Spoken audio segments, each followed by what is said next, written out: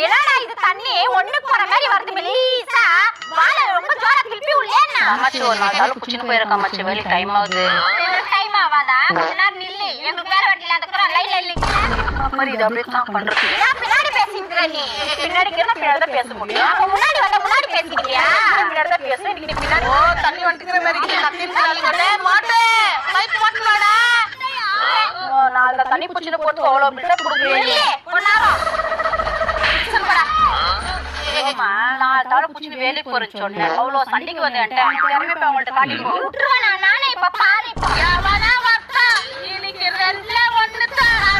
என் புள்ளைங்க வந்து கேட்டா